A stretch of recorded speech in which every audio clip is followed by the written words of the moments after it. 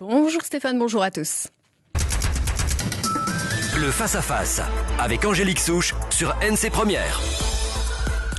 Bonjour à tous et bienvenue dans ce face-à-face. Aujourd'hui à mes côtés, deux personnalités, deux contradicteurs. Galiano, co-leader de l'Union pour la Calédonie dans la France, et Gérard Régnier, secrétaire général de l'Union calédonienne. Le sujet qui les oppose, le corps électoral. Avec cette question, qui pourra voter aux prochaines provinciales? Qui finalement a le droit d'être citoyen calédonien?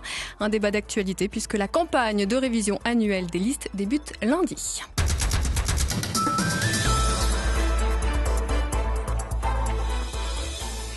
Gérard Régnier, Galiano, merci d'avoir accepté de venir débattre sur les ondes d'NC Première. Bonjour et merci de nous avoir invités. Merci. Alors, première question pour lancer ce débat. Gérard Régnier, vous avez annoncé la couleur hier. Le FLNKS va demander que soit réexaminée la situation de quelques 5300 électeurs citoyens. Sur quels critères les avez-vous choisis ? Alors, premièrement, ils sont inscrits sur les listes électorales spéciales, mais de fait, pour nous, ils ne sont pas citoyens. Je préfère tout de suite être clair sur le positionnement. De quel électeur il s'agit ? Il s'agit de toutes les personnes qui n'amènent pas les preuves, qui n'ont pas amené les preuves dans les commissions, d'être arrivés avant 1988 et d'être inscrits sur les listes électorales générales de 98. Donc, qui ne répondent pas à la loi telle qu'elle a été décidée, voulue, négociée lors de la signature des accords de Nouméa. Galiano, on vous voit froncer les sourcils ? Oui, parce que c'est à la fois utile d'entendre Gérard Régnier qui donne la position donc, de l'Union calédonienne. Je ne sais pas si c'est une position partagée par l'ensemble des partis indépendantistes, mais en tout cas c'est une position inquiétante. Puisque, rappelons-nous juste un tout petit peu d'histoire très rapidement.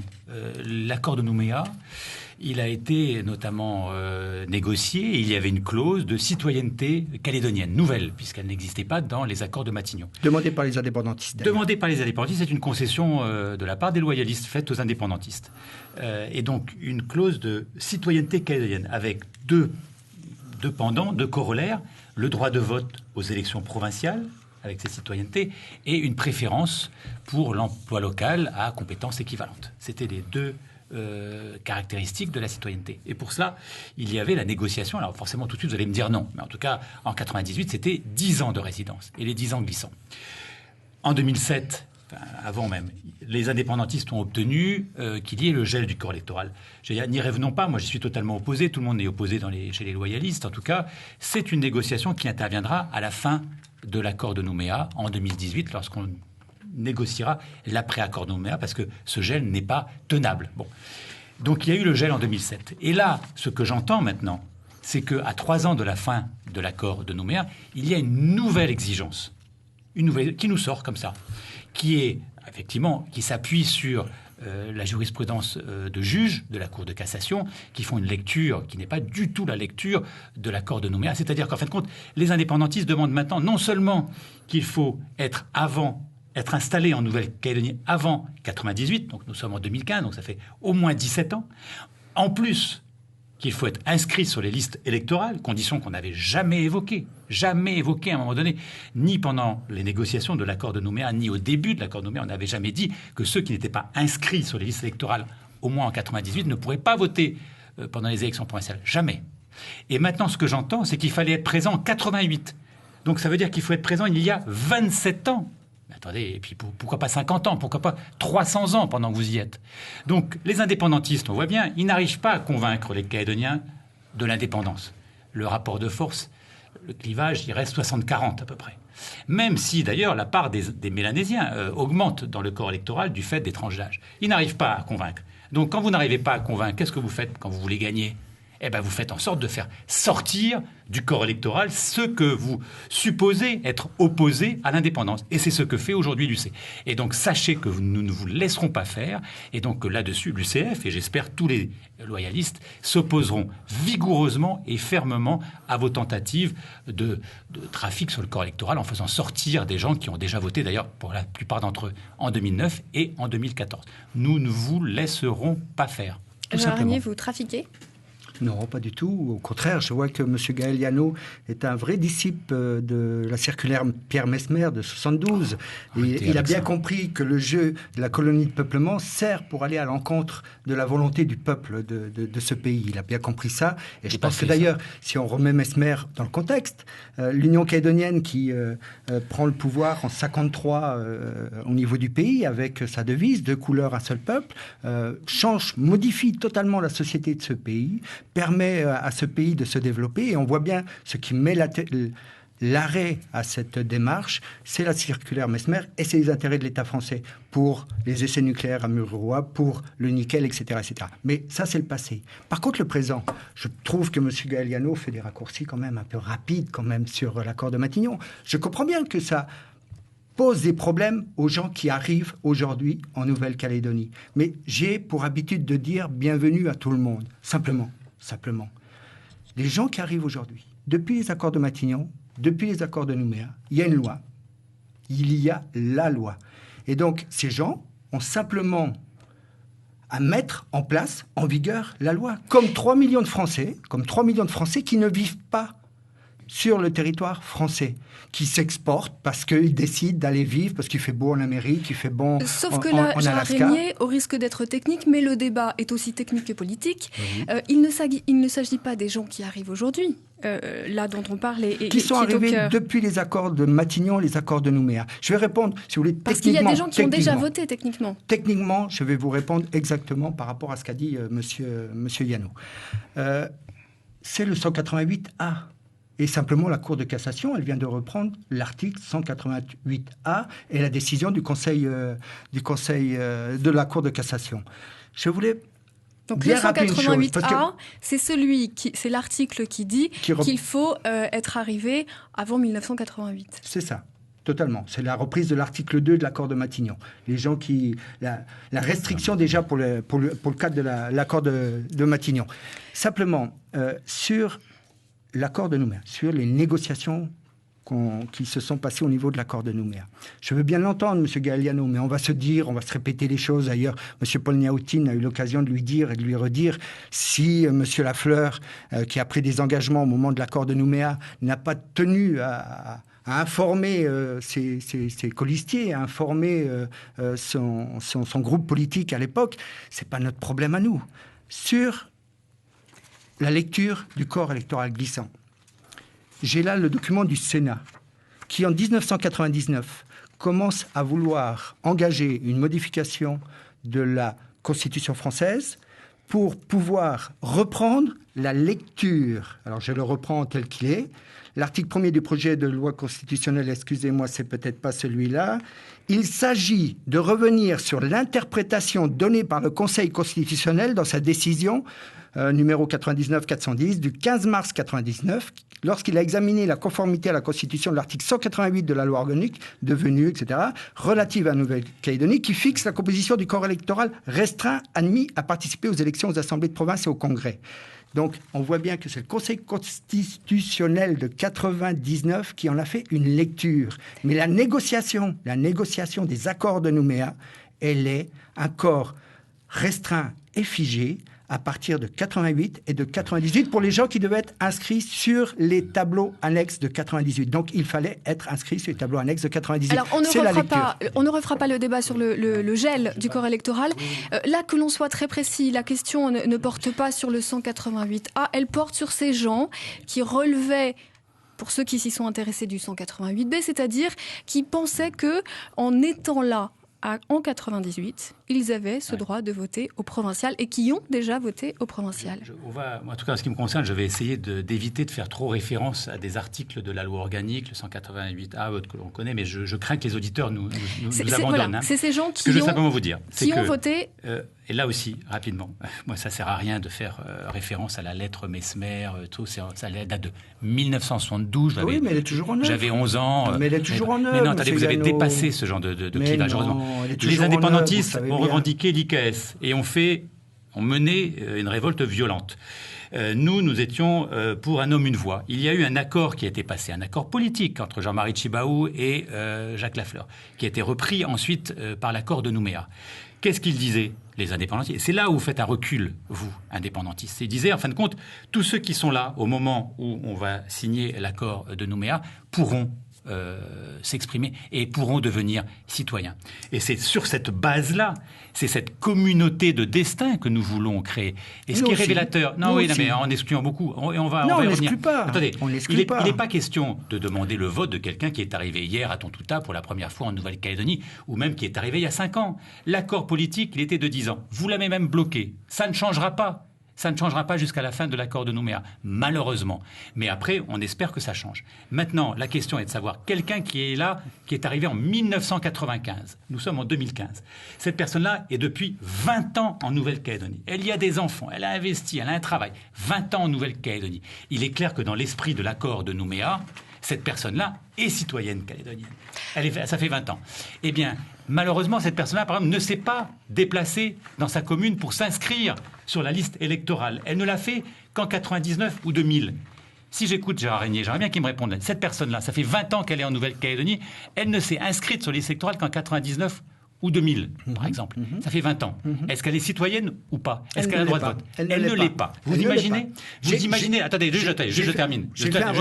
Vous imaginez la conception des indépendantistes par rapport à la communauté de destin? Mais comment voulez-vous qu'on vous croie pour travailler ensemble demain sur quelque chose que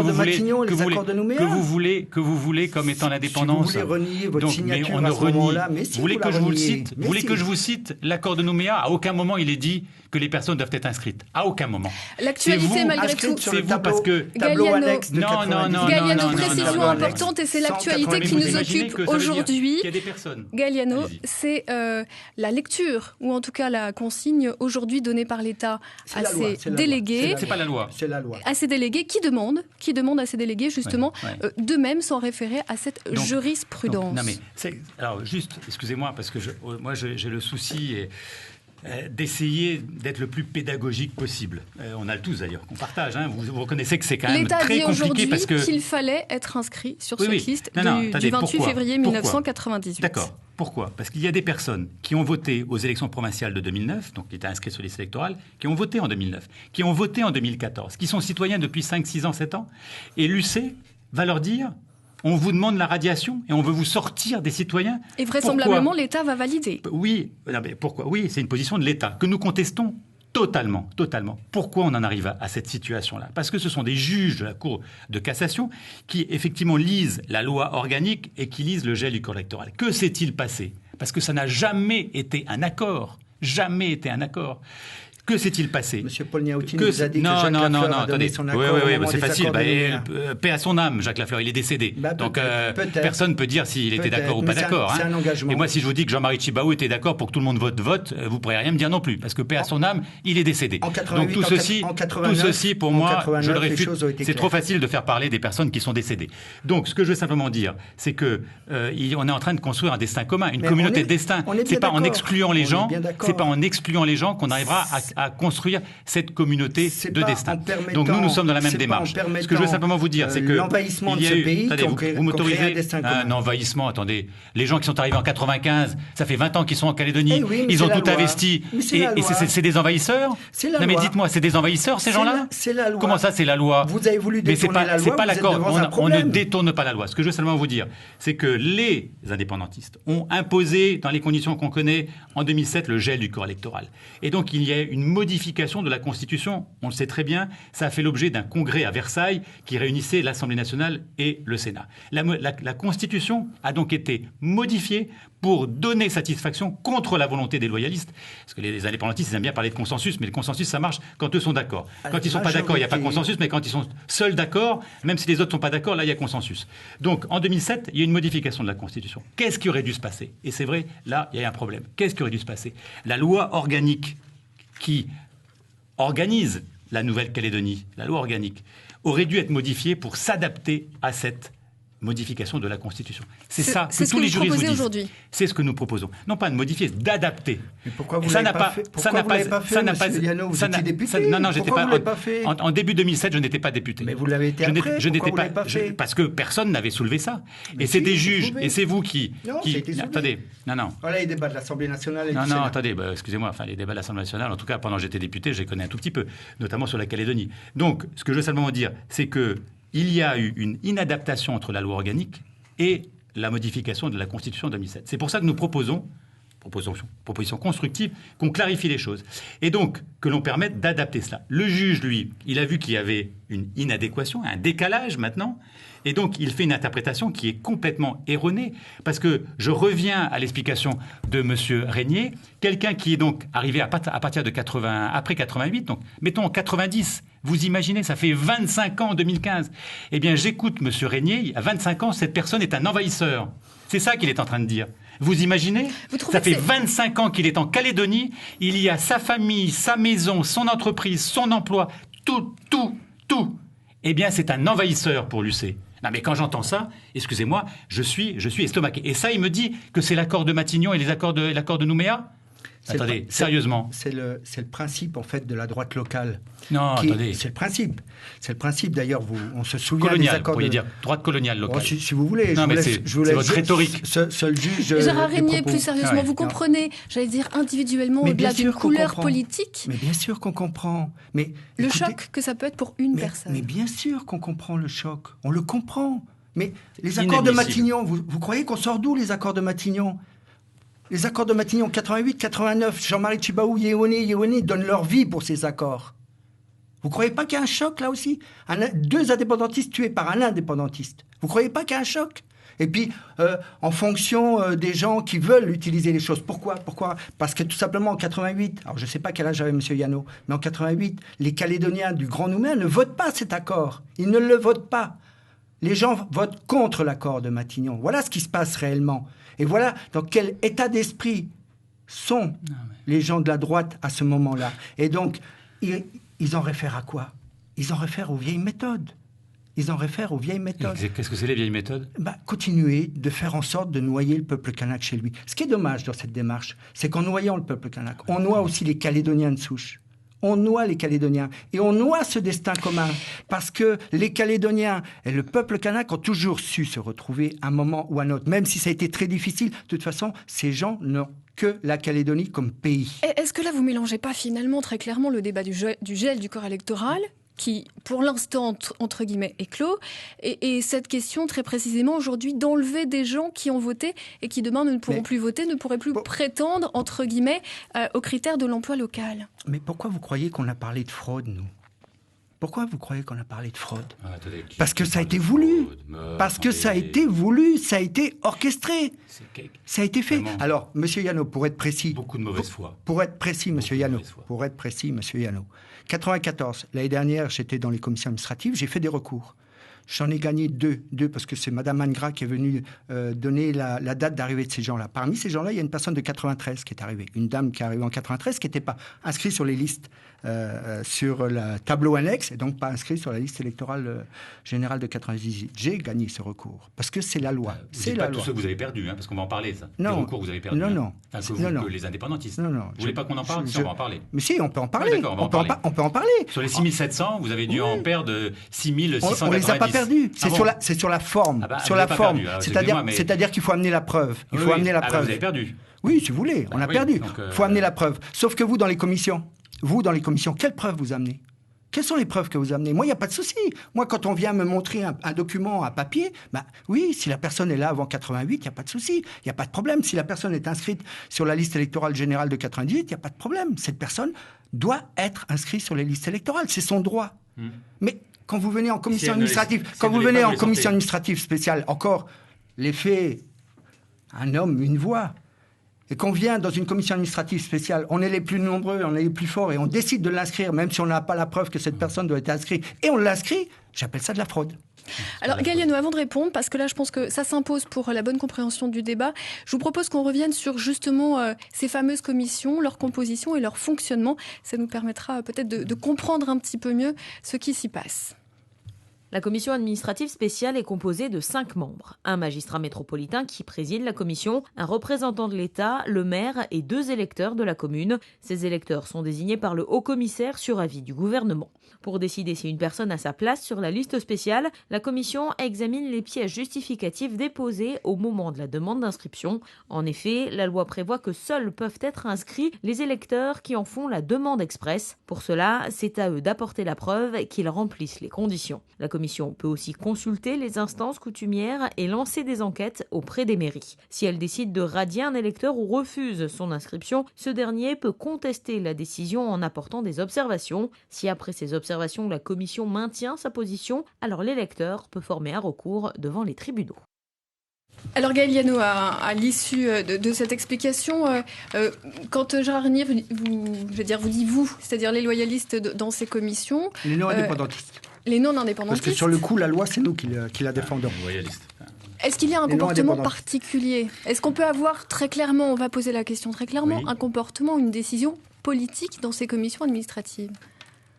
Ces commissions administratives, d'abord, elles instruisent les dossiers qui ont déjà été préparés par les mairies. Et donc, moi qui ai occupé pendant un certain nombre d'années les fonctions de premier adjoint au maire, et donc qui supervisait, entre autres, avec d'autres collègues adjoints au maire, les listes électorales de la ville de Nouméa, je peux attester qu'il n'y a eu aucune fraude. D'ailleurs, il suffit que vous déposiez plainte ou autre, vous n'avez jamais eu de plainte là-dessus, parce que vous-même, et Rocco Mitan d'ailleurs, vous prétendez qu'il y a eu fraude, mais vous n'avez qu'à déposer plainte pour fraude, et vous verrez comment votre plainte sera traitée par la justice. On vous a simplement demandé de radier quelques personnes qui avaient aucune preuve, et vous savez très bien que les listes électorales en Nouvelle-Calédonie sont très sérieusement et très précisément élaborées, sous l'autorité d'ailleurs également de l'État et par les communes. Maintenant, je pense qu'il y a une réponse politique à apporter. Et moi, je suis vraiment très choqué par le fait d'entendre Gérard Régnier, secrétaire général de l'Union calédonienne, traiter des personnes qui sont là, je dis, depuis plus de 25 ans, et parce qu'ils ne s'étaient pas inscrits avant 1998, de personnes qui envahissent la Nouvelle-Calédonie. C'est votre démarche que vous engagez. C'est très, très choquant et je dirais c'est extrêmement inquiétant pour l'avenir de la Nouvelle-Calédonie, pour la communauté de destin que nous avons décidé de construire ensemble en 88 et en 98. C'est la raison pour laquelle j'ai demandé d'ailleurs que dès ce soir, et c'est ce qui va se passer, nous réunissions, les 3 partis loyalistes se réunissent afin d'avoir une position claire dans ces commissions administratives. Et j'ai reçu, pour l'instant en tout cas, un accord de principe pour que nous ayons une position globale, que ce soit Calédonie Ensemble, le Rassemblement et nous-mêmes, au niveau de l'UCF, pour que nous puissions nous coordonner, parce que je dirais que l'attitude des indépendantistes est tellement inacceptable qu'il faut également que nous ayons une réponse là-dessus qui soit très ferme et qui aille au-delà de ce qui était l'émission d'hier soir télévisée, le blocage institutionnel. Il faut que nous sachions dépasser cela. En tout cas, je ferai tout en ce qui me concerne, pour que les 3 partis loyalistes dépassent là. Il y a des sujets sur lesquels nous devons, nous loyalistes, nous retrouver celui-là en état. Justement, sur ce sujet éminemment sensible du corps électoral, on voit bien que le droit, finalement, ne satisfera jamais personne. Est-ce que c'est pas finalement le sujet sur lequel la méthode prônée par vous-même, tous les deux, du consensus et du compromis, devrait être appliquée ? Mais c'était un compromis, les négociations de 98. Aujourd'hui, la Calédonie a changé. Mais attendez, à chaque fois que les choses ne vont pas pour les non-indépendantistes, il faut tout arrêter, il faut bloquer le gouvernement, il faut bloquer les institutions, et puis il faut revenir à la table de négociation. Mais on va manger la pilule jusqu'à quand ? Écoutez, quand la loi est appliquée, il faut l'appliquer, c'est tout. La Cour de cassation, elle est claire sur les choses, elle est claire sur la démarche. Les débats à l'Assemblée nationale, la modification de la Constitution française 2007, on n'a pas modifié n'importe quoi, on a modifié la Constitution française, votée sous un président Jacques Chirac et sous un gouvernement de droite. Elle a été votée, je ne sais pas, à 90% peut-être, monsieur Liano, des députés et des sénateurs. Ah non. Grosso modo, il y a qui n'a pas voté? Parce que, je peux vous en citer un certain nombre, notamment plus d'un tiers des députés UMP. Je peux vous le dire. Pas un tiers. Monsieur Mariani. Tous les députés communistes ont voté pour le gel. Tous les députés socialistes ont voté pour. Une partie des députés centristes et la majorité, c'est vrai, malheureusement, des députés UMP. Et ils ont voté. Mais plus du tiers des députés UMP. Ah ben ça, je peux vous le dire. Écoutez, c'est dommage, je ne l'ai pas, mais je sais que j'ai la liste dans mon bureau. Moi, j'ai la liste aussi dans mon bureau. Croyez-moi. Mais les gens de droite, socialistes, communistes, ont voté la modification de la Constitution française par rapport à la parole donnée de l'État français, par rapport à la parole donnée. Alors c'est vrai que le problème, si au sein du rassemblement, et on le voit bien aujourd'hui, la problématique qui est posée au niveau des non-indépendantistes, c'est que ça éclate de partout. Pourquoi ça éclate de partout ? Parce que là, je suis d'accord avec M. Yano. Le temps a passé. Les hommes qui ont négocié à un moment donné, pour certains, ils ne sont plus là. Pour d'autres, l'esprit s'est envolé ou s'est échappé. Donc, écoutez, on est à 3 ans de la sortie de cet accord. L'État vient de reconnaître la loi par rapport au corps électoral, par rapport à la citoyenneté. Appliquons-le. C'est tout ce qu'on demande. On n'en demande pas plus. Appliquons les choses. Et vous allez voir que ça va assainir la situation et ça va permettre de mettre en place le corps électoral de la consultation de 2018 en toute sérénité. C'est ça qu'il faut faire. Parce que si on continue d'avancer dans le doute, dans la méfiance, dans les contradictions, c'est sûr que 2018... On va être encore revenu à la case départ, où on n'aura pas avancé d'un pied. Mais nous, on est pour le destin commun. On est pour le destin commun, Monsieur Yano. On remet pas. Vous traitez d'envahisseurs des gens qui sont là depuis 25 ans. Vous n'êtes pas pour le destin commun. Ça, c'est clair. Vous ne pouvez pas le dire.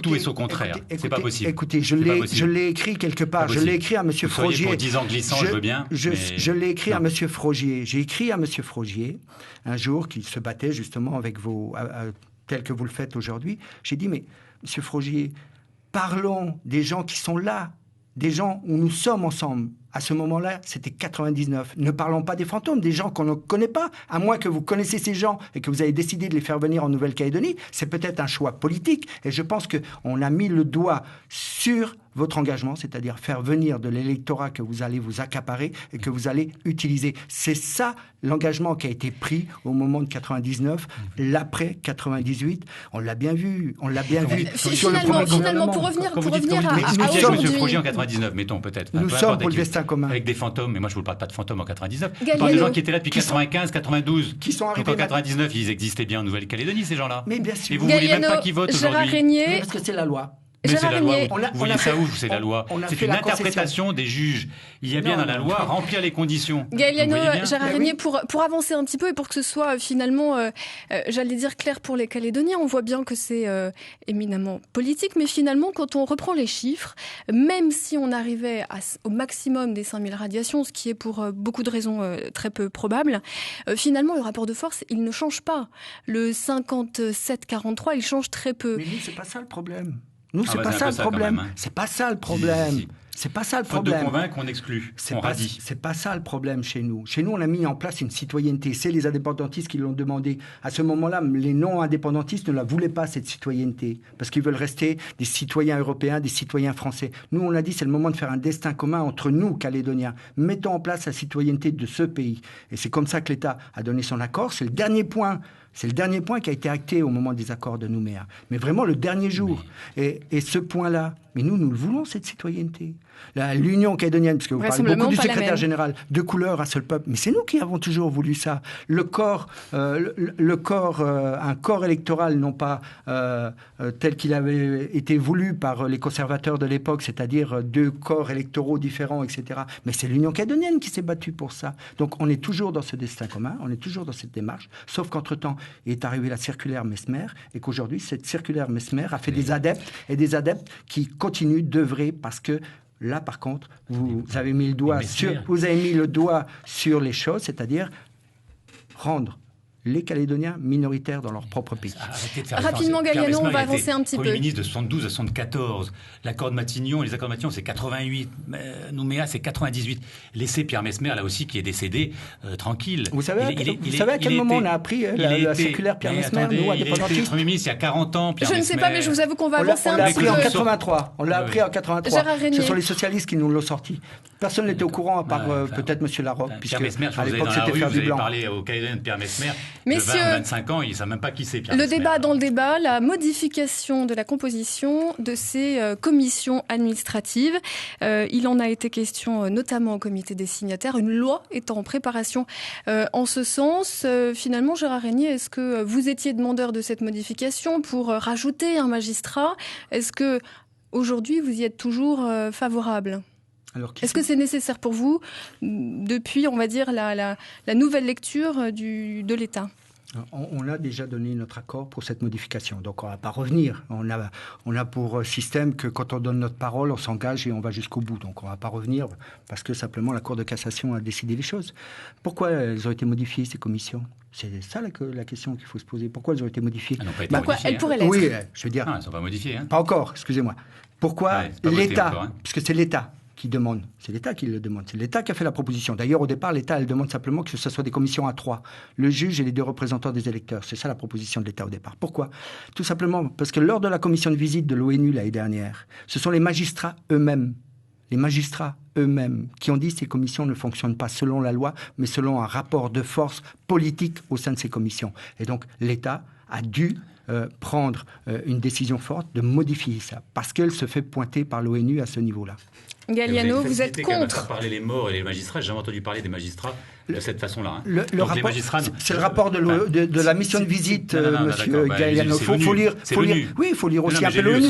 Vous allez à New York, donc lisez aussi un peu les documents de ce rapport de mission. D'ailleurs, vous l'avez acté, ce rapport de mission quand vous êtes déplacé à New York. Je peux m'exprimer, donc les magistrats, j'ai jamais entendu les magistrats. Au nom de l'UCF, vous avez toujours été contre la modification de la composition de ces commissions. Elle ne fonctionnait pas. Bon, donc tout simplement, il y a des commissions qui fonctionnent là depuis 98, donc ça fait 17 ans qu'elles fonctionnent.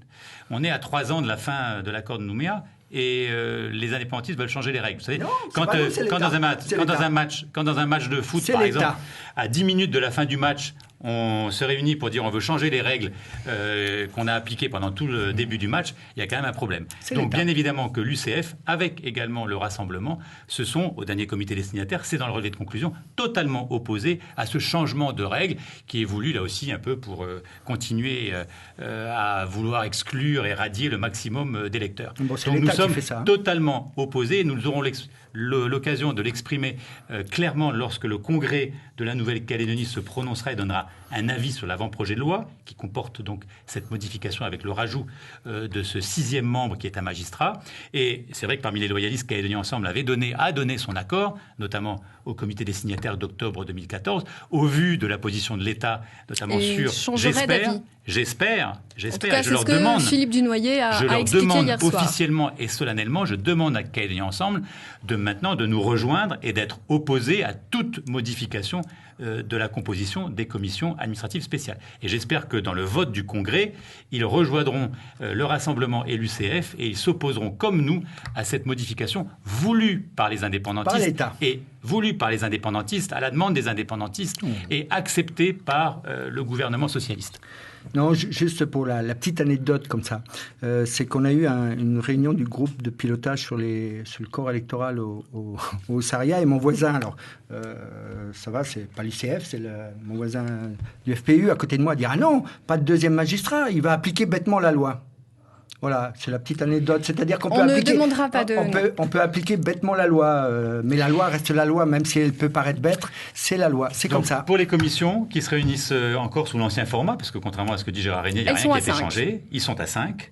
La question est de savoir si elles seront modifiées. Et pour être modifiées, il faudra que l'Assemblée nationale et le Sénat votent cette modification. Eh bien, j'espère que le Congrès, à sa plus grande majorité possible, donnera un avis défavorable à cette modification, d'où l'appel que je lance à Calédonie Ensemble pour qu'ils viennent nous rejoindre et qu'ils s'opposent à cette modification. Et en tout cas, nous ferons tout pour qu'au Sénat et à l'Assemblée nationale, il n'y ait pas de majorité pour modifier la composition de ces commissions spéciales. Messieurs, les prochaines... Oui, non, c'est très clair. Vous vous opposez à une position de l'État. Messieurs, les prochaines provinciales, finalement, c'est en 2019. Donc, le débat est chaud, mais l'enjeu est lointain. Et avant, il y aura la consultation de sortie 2018. Et là, pour l'instant, il n'y a pas, entre guillemets, de corps électoral constitué. Il va falloir le mettre en place. Faut-il s'attendre à une guerre de tranchées similaire ? Vous m'autorisez juste, avec l'accord de Gérard Régnier, juste une petite parenthèse. Vous dites, parce que le débat que nous avons eu jusqu'à présent, là, pour savoir s'il faut exclure ou pas exclure, ne concerne pas... S'il faut appliquer la loi ou pas. Non, attendez, ne concerne pas le corps électoral, les personnes qui seront autorisées à voter pour le référendum. C'est bien pour ça que voilà. C'est les provinciales. Mais, c'est tout à fait la question. Donc, s'il venait à y avoir des radiations, et j'espère qu'il n'y en aura pas, on peut dire, mais ça ne concernera que les provinciales éventuellement de 2019. D'ici là, de l'eau aura coulé sous le pont. C'est vrai. Mais ça veut dire que les personnes qui sont radiées perdent également la citoyenneté, donc leurs enfants également. Et donc, notamment par rapport à l'emploi local, il y a une conséquence qui est immédiate, cette fois-ci. Donc, quelqu'un qui serait là depuis 25 ans, qui aurait des enfants en âge de travailler, il serait radié par la volonté de l'Union calédonienne des listes électorales. Il n'aurait donc plus le droit de vote en 2019, mais il perdrait la citoyenneté et donc la préférence pour l'emploi local également. C'est ça que je veux indiquer. Donc, ce n'est pas simplement une conséquence électorale. Il y a une conséquence également sur le marché de l'emploi. Voilà, je referme la parenthèse. Alors, cette question sur le corps électoral de sortie, il va falloir justement le constituer. Est-ce qu'on... la tension, il faut s'attendre à une tension aussi forte ? Oui.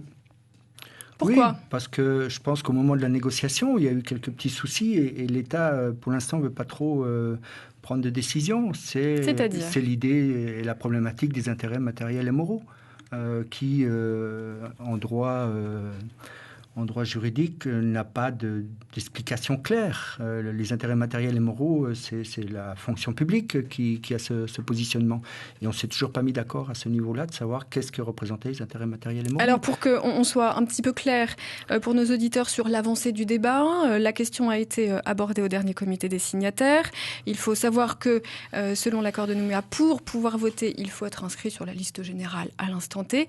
Et ensuite, il y a une série de critères, parmi lesquels il semblerait qu'il y ait un consensus pour que certains puissent être automatiques, les individus qui sont de statut coutumier et puis les gens qui étaient inscrits en 1998. Galliano, allez-y. Plus compliqué que ça. Donc, pour essayer là aussi d'être compréhensif pour nos amis calédoniens qui nous écoutent ce midi. Aujourd'hui, sont inscrits sur les listes électorales générales 176 000 Calédoniens, de cœur ou de naissance. 176 000. Ces Calédoniens-là peuvent voter à toutes les élections nationales, notamment, et donc ce qu'on appelle la liste générale. Parmi eux, 23 000 ne sont pas reconnus comme citoyens. Et donc, il en reste 153 000 qui, eux, peuvent voter aux élections provinciales. Voilà les chiffres. Il n'y a pas de liste aujourd'hui électorale, ça qu'il faut bien faire comprendre, il n'y a pas de liste électorale pour le référendum. C'est-à-dire que s'il y avait un référendum dimanche prochain, c'est-à-dire après-demain, on serait dans l'incapacité de faire voter puisqu'on ne sait pas qui est autorisé à voter ou pas voter, puisqu'il y a encore d'autres conditions pour voter en 2018. C'est compliqué, hein ? Et donc, il est urgent de préparer ces listes électorales. Sur quoi nous sommes-nous tombés d'accord ? Et on va voir si Gérard Régnier confirme. Aujourd'hui, sur les 176 000, parmi ces 176 000, il y en a 92 000 électeurs, parmi ces 176 000 inscrits aujourd'hui, qui ont voté en 98, qui en novembre 98 se sont prononcés. Il y en avait 106 000 au total. Il y en a donc 14 000 qui ont disparu, soit décédés, soit quitté la Calédonie. Donc il y en a 92 000. J'en fais partie. J'ai voté aux élections, au référendum de 98. Moi aussi. Donc Gérard Régnier également. Donc nous sommes commun quand même. Oui, mais celui de 88 et j'ai voté pour celui de 88 aussi. Je ne sais pas pour M. Yannou. Moi aussi, j'ai voté en 88 également. Ça fait deux points communs. Vous avez voté pour ou contre ? Je vous le dirai un jour. Mais aujourd'hui, donc, il y a 92 000. On est tous d'accord pour dire que ces 92 000 doivent être inscrits automatiquement. C'est-à-dire que sans qu'il y ait de démarche, on regarde la liste de 98 et on peut les inscrire automatiquement. Ça fait 92 000. On peut imaginer qu'il y aura, bon an, mal an, personne ne connaît le chiffre, à peu près 155 000 électeurs pour ce référendum de 2018. Je donne ce chiffre-là, mais je n'ai pas d'éléments. Donc, il y en aurait déjà 92 000. Après, la question est de savoir quels sont les autres que nous pouvons inscrire automatiquement.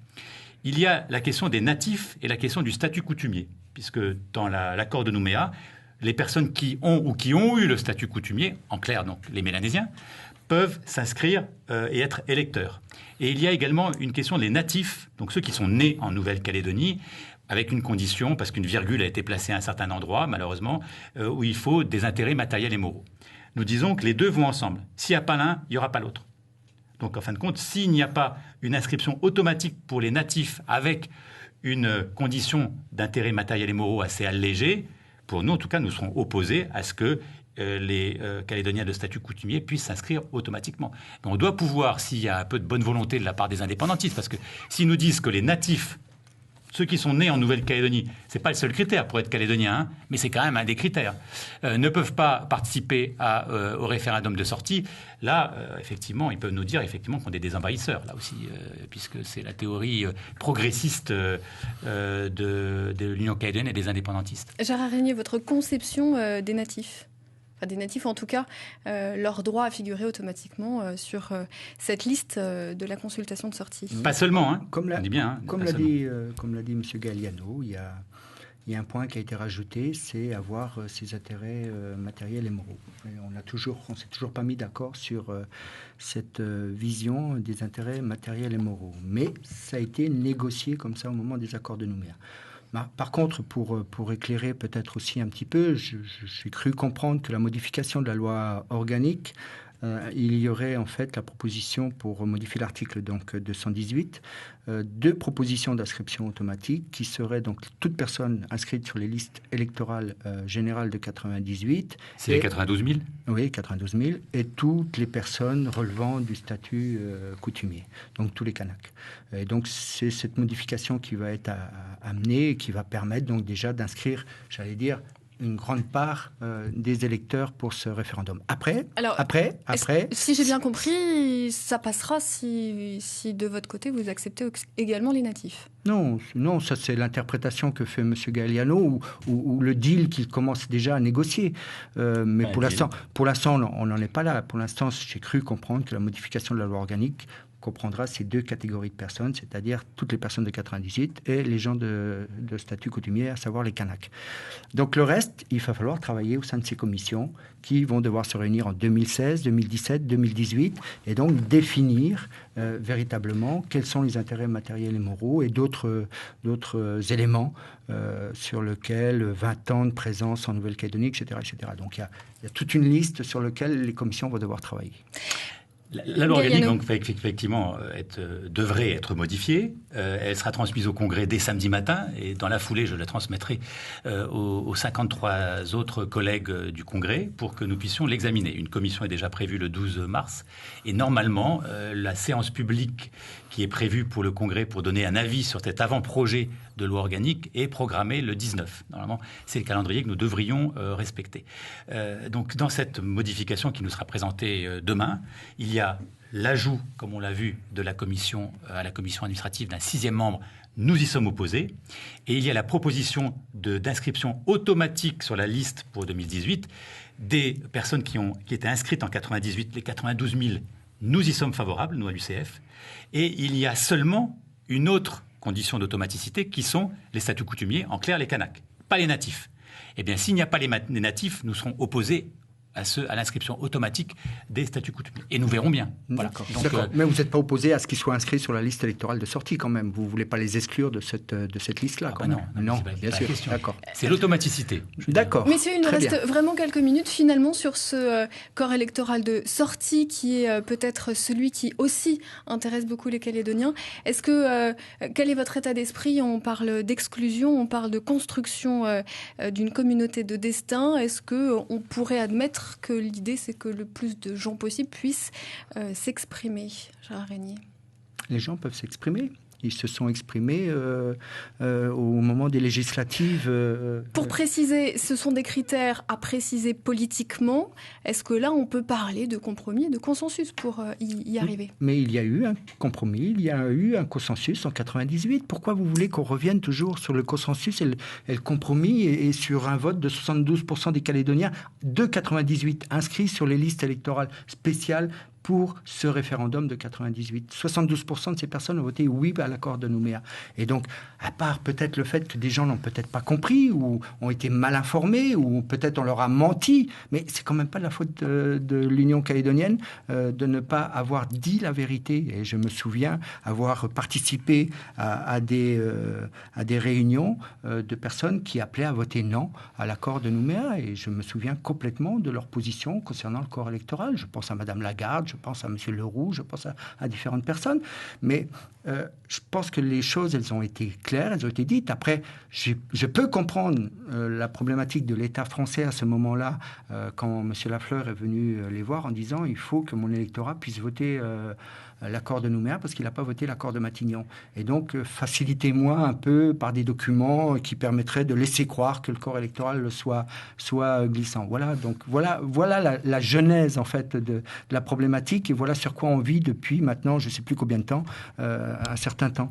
Mais c'est pas de la responsabilité de l'Union calédonienne. Je veux dire, vous pouvez parler d'exclusion, vous parlez de tout ça. Moi, je dis, j'ai jamais été maître.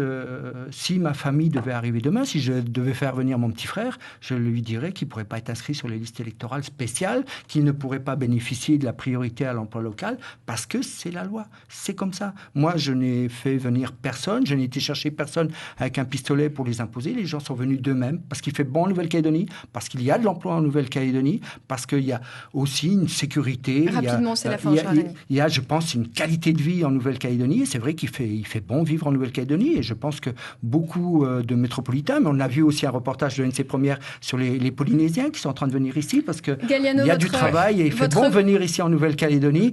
Très bien. Merci de venir nous rejoindre. Merci, ne venez Gérard pas Régnier. nous empêcher de créer notre destin commun à nous, Galliano, Calédoniens. votre conclusion sur ce référendum de sortie, quel doit être son état d'esprit? Vous voulez des gens viennent mais se taisent. Rapidement, ne s'il vous s'expriment pas plaît. et ne votent pas. Ils votent au municipal et au législatif. On a créé une communauté de destin, la citoyenneté calédonienne est la citoyenneté la plus fermée au monde.